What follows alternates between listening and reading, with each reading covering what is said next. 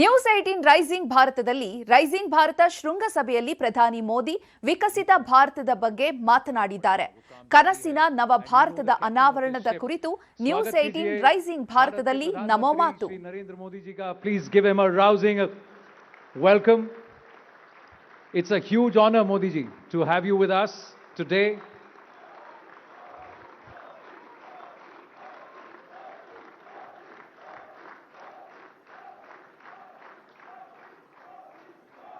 Sir, ये spontaneous है. May I now request Rahul Joshi, Managing Director and Group Editor-in-Chief, Network 18, to please welcome the Honorable Prime Minister.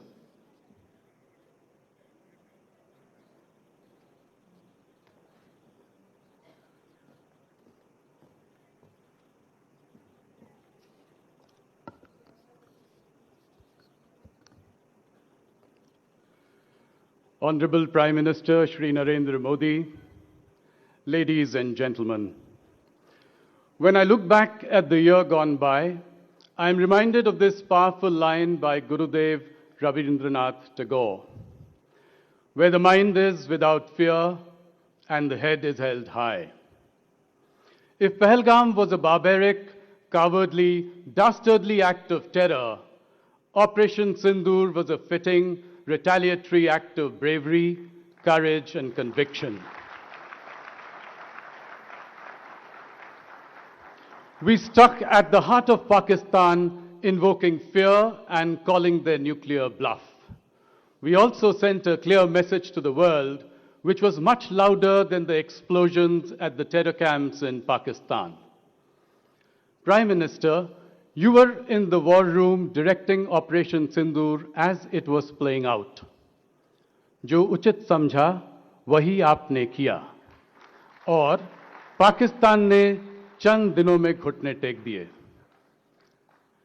जटाटवी गलज्ज्वला प्रवाहिपा वितस्थले गले विलंबिताम भुजंग तुम मालिकाम डमट डमट डमट demon Ninad वड मर्व्यम चकार चंड तांडवम तनोत न Shiv Shivam. The Shiv Tandav Stotram does not signify destruction of the world, but destruction of falsehood, rigidity, and imbalance. Just like our strikes on Pakistan were focused, measured, and non-escalatory in nature, with significant restraint in selection and execution of targets. Ladies and gentlemen, that's the idea of Modi's India. Fearless in the face of adversity, stoic in the face of gigantic upheavals, dignified in the face of geopolitical shenanigans, and fiercely ambitious in the face of every opportunity. Prime Minister, your historic visit to Israel, from where you returned this morning at 2 a.m., is a good example. The affection you received in Tel Aviv and Jerusalem was unprecedented. And that is because you choose your friendships carefully and nurture them for life. Today, ladies and gentlemen, we stand here feeling optimistic about the future of our country and the future of the next generation, what we at News 18 call a rousing, rising Bharat. ये अंदर से उभरती गुदगुदाहट, यह देश के प्रति गौरव का भाव, यह देश की बढ़ती ताकत, उसका आत्मसम्मान, इन सब के पीछे मोदी जी के तप, त्याग और परिश्रम का बहुत बड़ा योगदान है. This feeling of optimism is not a universal feeling, nor is it a feeling that can be taken for granted. Just one glance at the topsy-turvy world around us, and you will know that this kind of optimism is rare, even though it is in abundance in our country. It has been nurtured by wise and empathetic policies, pursues year after year, despite crisis after crisis. Modi ji, you have shown in nearly 25 years in public office, which you will complete later this year in October, and nearly 12 years as the Prime Minister, that bold reforms and bolder imagination can change the course of history. The results are there for all to see. India's economy doubled from $2 trillion in 2014 to $4 trillion last year, and went from the fragile 5 to the Fab 4. Our electronics exports have grown from rupees 38,000 crores in 2014 to rupees 4.2 lakh crores in 2025, an 11-fold increase in as many years. India's digital public infrastructure is a model for the world, and India has built 3 sovereign AI models in a matter of months. We had no semiconductor fabs in 2014, but 5 fabs had been approved until last year. The first Made in India chip will be produced later this year. Last week's AI Action Summit, which saw a parade of global CEOs and world leaders in India, reminded me of what is now a common occurrence. Whether it is the G20 meeting, the WAVE Summit, or the upcoming BRICS Summit this year, all roads lead to India. India continues to be the only large economy that is growing at more than 7% year after year. The numbers were out only today. When there is turmoil all around, you have delivered the mother of all trade deals with the European Union. Trade agreements with the UK, Oman, and New Zealand have been finalized. With America, you have negotiated with patience and dignity. Modi ji, you've led fearlessly and courageously and sent a clear message to the world. India will talk to the weak with humility, to equals with respect, and to the big and mighty with dignity. That is why the theme of this Rising Bharat Summit is Strength Within. When the country is self-confident and determined, it becomes unstoppable. Prime Minister, I was recently listening to you speak to school children when you said that a leader congratulated you on turning 75 last year. You replied, saying that you don't count what has gone by, but what you look forward to the next 25 years. Your message, जो बीता है, उसकी गिनती मत कीजिए, जो बचा है, उसको जीने की सोचिए. That's the reason you've had a vision for a Viksit Bharat 2047, even though you keep track of every quarter, every year, every 5 years. The best CEOs here can take a leaf out of your leadership masterclass. Therefore, it is only fitting that I end this welcome address with a few immortal lines by Harivansh Rai Bachchan, which can inspire the people of this great nation to work relentlessly towards your goal of a Viksit Bharat. Tu na thakega kabhi, tu na thamega kabhi, tu na mudega kabhi, kar shapat, kar shapat, Kar Shapat, Agnipat, Agnipat, Agnipat. Thank you. Prime Minister, we at Network 18 have a little surprise for you in store. May I please request you to join me on stage. Ladies and gentlemen, please give a huge round of applause to the man with the Midas touch, Prime Minister Narendra Modi.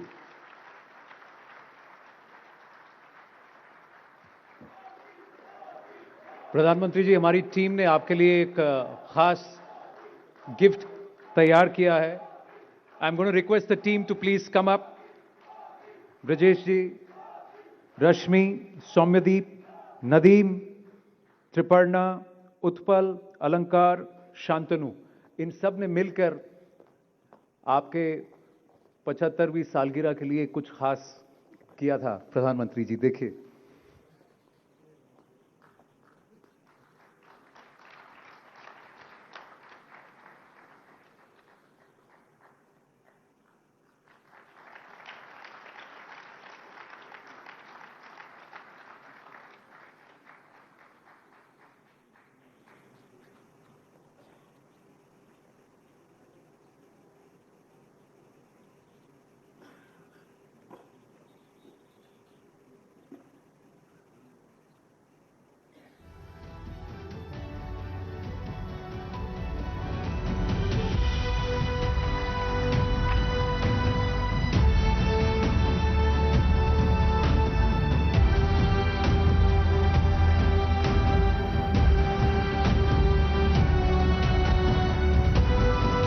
आशा है आपको हमारी ये कोशिश अच्छी लगी. Thank you to the team and Rahul ji, I request you to please step down. प्रधानमंत्री जी, हम सब आपको सुनने के लिए उत्सुक हैं. प्लीज.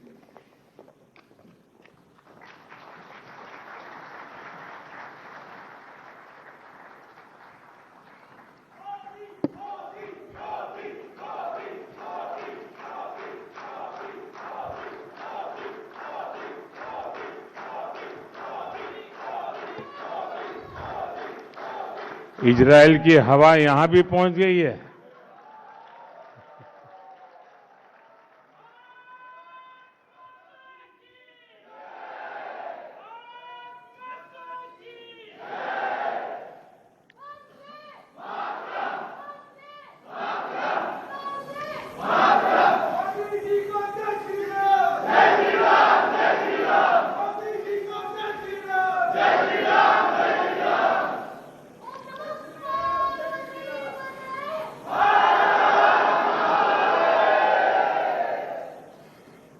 नमस्कार.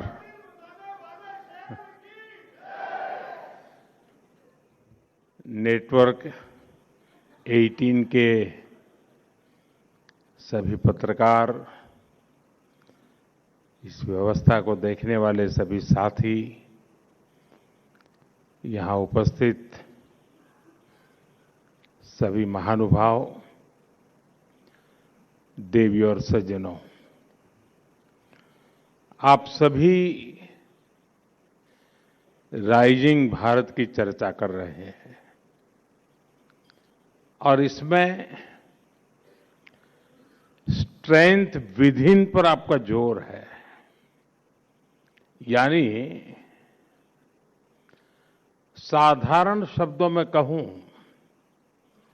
तो देश के अपने खुद के सामर्थ्य पर आपका फोकस है. और हमारे यहां तो शास्त्रों में कहा गया है, तत्वम असि, यानी जिस ब्रह्म की खोज में हम निकले हैं वो हम ही हैं, वो हमारे भीतर ही है. जो सामर्थ्य हमारे भीतर है उसे हमें पहचानना है. बीते 11 वर्षों में भारत ने अपना वही सामर्थ्य पहचाना है और इस सामर्थ्य को सशक्त करने के लिए आज देश निरंतर प्रयास कर रहा है. साथियों, सामर्थ्य किसी देश में अचानक पैदा नहीं होता. सामर्थ्य पीढ़ियों में बनता है. वो ज्ञान से, परंपरा से, परिश्रम से और अनुभव से निखरता है. लेकिन इतिहास के एक लंबे कालखंड में गुलामी की इतनी शताब्दियों में हमारे सामर्थ्यवान होने की भावना को ही हीनता से भर दिया गया था. दूसरे देशों से आयातित विचारधारा ने समाज में कूट कूट कर ये भर दिया था कि हम अशिक्षित हैं और अनुगामी यानी फॉलोवर हैं. हमारे यहां ये भी कहा गया है, यादशी भावना यश सिद्धिर्भवति त्यादशी, यानी जैसी जिसकी भावना होती है उसे वैसी ही सिद्धि प्राप्त होती है. जब भावना में ही हीनता थी तो सिद्धि भी वैसी ही मिल रही है। हम विदेशी तकनीक की नकल करते थे, विदेशी मोहर का इंतजार करते थे।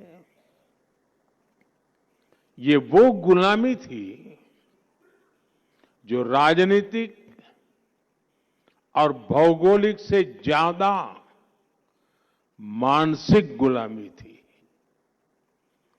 दुर्भाग्य से आजादी के बाद भी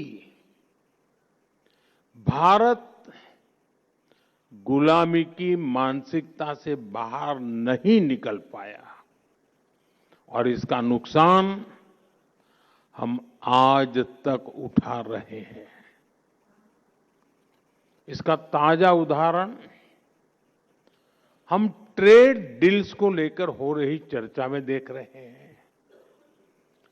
कुछ लोग चौंक गए हैं कि अरे ये क्या हो गया,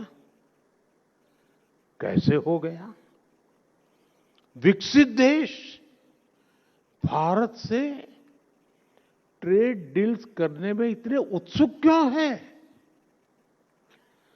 इसका उत्तर है हताशा, निराशा से बाहर निकल रहा आत्मविश्वासी भारत।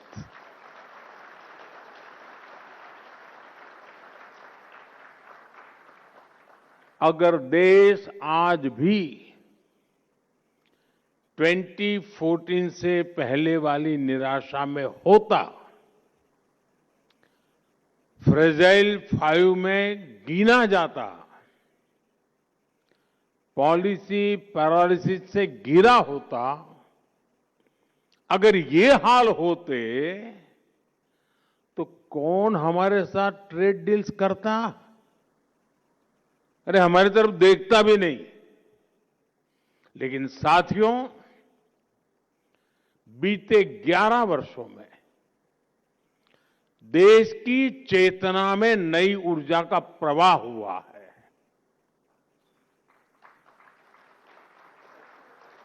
भारत अब अपने खोए हुए सामर्थ्य को वापस पाने का प्रयास कर रहा है। एक समय में जब भारत का वैश्विक अर्थव्यवस्था में सबसे ज्यादा दबदबा था, तो हमारा क्या सामर्थ्य था? भारत की मैन्युफैक्चरिंग, भारत की प्रोडक्ट्स की क्वालिटी, भारत की अर्थनीति। अब आज का भारत फिर से इन बातों पर फोकस कर रहा है। इसलिए हमने मैन्युफैक्चरिंग पर काम किया, हमने मेक इन इंडिया पर बल दिया, हमने अपने बैंकिंग सिस्टम को सशक्त किया, महंगाई जो डबल डिजिट की दर से भाग रही थी उसको कंट्रोल किया और भारत को दुनिया का ग्रोथ इंजन बनाया।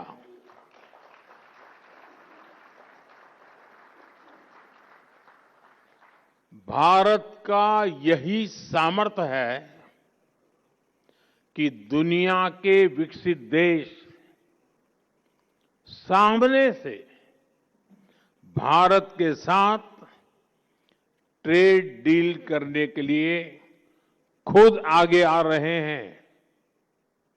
साथियों, जब किसी राष्ट्र के भीतर छिपी हुई उसकी शक्ति जागती है तो वह नई उपलब्धियां हासिल करता है। मैं आपको कुछ और उदाहरण देता हूं। जैसे मैं जब कभी दूसरे देशों के हेड ऑफ द गवर्नमेंट से मिलता हूं तो वो जनधन, आधार और मोबाइल की त्रिशक्ति के बारे में सुनने के लिए बहुत उत्सुक होते हैं। जिस भारत में एटीएम भी दुनिया के विकसित देशों की तुलना में काफी समय बाद आया, उस भारत ने डिजिटल पेमेंट सिस्टम में ग्लोबल लीडरशिप कैसे हासिल कर ली, जहां पर सरकारी मदद की लीकेज को कड़वा सच मान लिया गया था। वो भारत डीबीटी के जरिए 24 लाख करोड़ रुपए यानी 24 ट्रिलियन रुपीज कैसे लाभार्थियों को भेज पा रहा है। भारत का डिजिटल पब्लिक इंफ्रास्ट्रक्चर आज पूरे विश्व के लिए चर्चा का विषय बन चुका है। साथियों, दुनिया हैरान होती है कि जिस भारत में 2014 तक करीब 3 करोड़ परिवार अंधेरे में थे, वो आज सोलर पावर कैपेसिटी में दुनिया के टॉप के देशों में कैसे आ गया। जिस भारत के शहरों में पब्लिक ट्रांसपोर्ट सुधरने की कोई उम्मीद न थी, वो भारत आज दुनिया का तीसरा बड़ा मेट्रो नेटवर्क वाला देश कैसे बन गया। जिस भारत के रेलवे की पहचान सिर्फ लेट लतीफी और धीमी रफ्तार से होती थी, वहां वंदे भारत, नमो भारत ऐसी सेमी हाई स्पीड कनेक्टिविटी कैसे संभव हो पा रही है। साथियों, एक समय था जब भारत नई टेक्नोलॉजी का सिर्फ और सिर्फ कंज्यूमर था।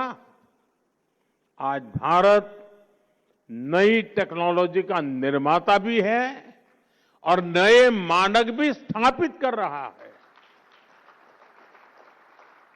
और ऐसा इसलिए हुआ है क्योंकि हमने अपने सामर्थ्य को पहचाना है। जिस स्ट्रेंथ विद इन की आप चर्चा कर रहे हैं, ये उसका ही उदाहरण है।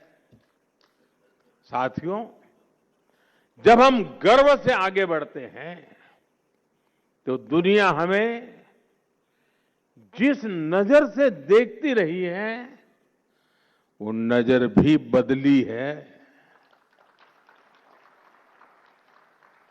आप याद कीजिए, कुछ साल पहले तक दुनिया में ग्लोबल मीडिया में भारत के किसी इवेंट की कितनी कम चर्चा होती थी।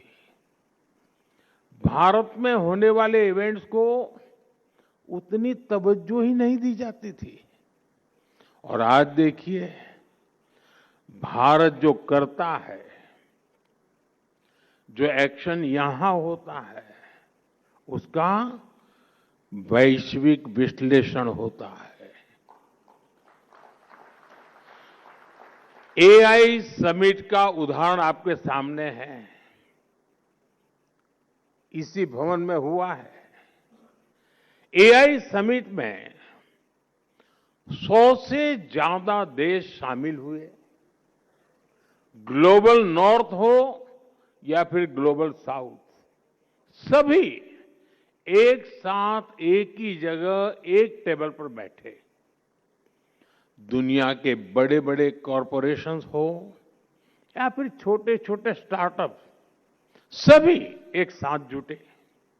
साथियों, अब तक जितनी भी औद्योगिक क्रांतियां आई है, उनमें भारत और पूरा ग्लोबल साउथ सिर्फ फॉलोअर रहा है। लेकिन आर्टिफिशियल इंटेलिजेंस के इस युग में भारत निर्णयों में सहभागी भी है और उन्हें शेप भी कर रहा है। आज हमारे पास खुद का एआई स्टार्टअप इकोसिस्टम है। डेटा सेंटर में निवेश करने की ताकत है और एआई डेटा को स्टोर करने के लिए, प्रोसेस करने के लिए जिस पावर की सबसे ज्यादा जरूरत है, उस पर भी भारत तेजी से काम कर रहा है। हमने न्यूक्लियर पावर सेक्टर में जो रिफॉर्म किया है, वो भी भारत के एआई इकोसिस्टम को मजबूती देने में मदद करेगा। साथियों, एआई समिट का आयोजन पूरे भारत के लिए गौरव का पल था, लेकिन दुर्भाग्य से देश की सबसे पुरानी पार्टी ने देश के इस उत्सव को मैला करने का प्रयास किया। विदेशी अतिथियों के सामने कांग्रेस ने सिर्फ कपड़े नहीं उतारे, बल्कि इसने कांग्रेस के वैचारिक दिवालियेपन को भी एक्सपोज कर दिया है। जब नाकामी की निराशा, हताशा मन में हो और अहंकार सिर चढ़कर बोलता हो, तब देश को बदनाम करने की ऐसी सोच सामने आती है। जाहिर है, कांग्रेस की इस हरकत से देश में गुस्सा है। इसलिए इन्होंने अपने पाप को सही ठहराने के लिए महात्मा गांधी जी को आगे कर दिया। कांग्रेस हर बार ऐसा ही करती है। जब अपने पाप को छुपाना हो तो कांग्रेस बापू को आगे कर देती है, और जब अपना गौरवगान करना हो तो एक ही परिवार को सारा क्रेडिट दे देती है। साथियों, कांग्रेस अब विचारधारा के नाम पर केवल विरोध की टूलकिट बनकर रह गई है, और ये अंध विरोध की मानसिकता इतनी बढ़ गई है कि देश को हर मंच, हर प्लेटफॉर्म पर नीचा दिखाने से नहीं चूकते। देश कुछ भी अच्छा करे, देश के लिए कुछ भी शुभ हो रहा हो, कांग्रेस को विरोध ही करना है। साथियों, मेरे पास एक लंबी सूची है। देश की संसद की नई इमारत बनी, उसका विरोध। संसद के ऊपर अशोक स्तंभ के शेरों का विरोध। अब जिनके बब्बर शेर सामान्य नागरिकों के जूते खा करके भाग रहे थे,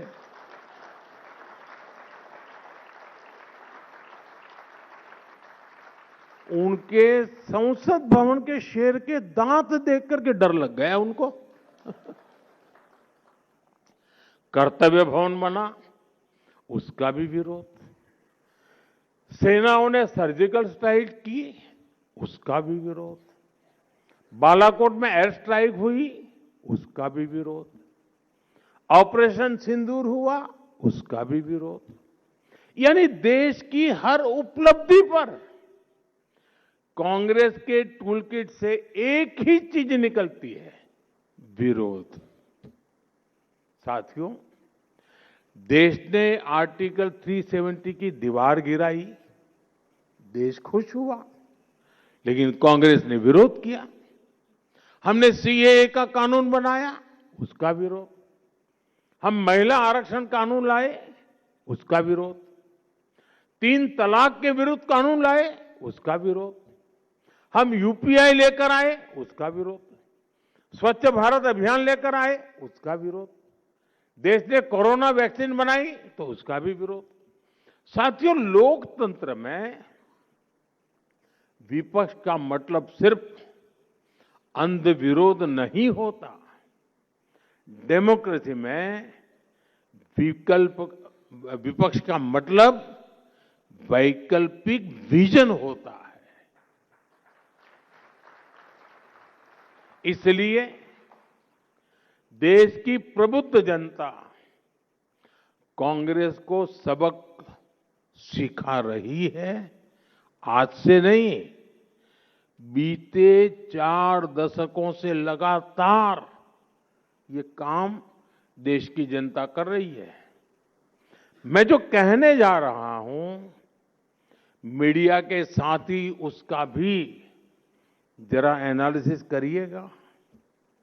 आपको पता लगेगा कि कांग्रेस के वोट चोरी नहीं हो रहे हैं, बल्कि देश के लोग अब कांग्रेस को वोट देने लायक ही नहीं मानते।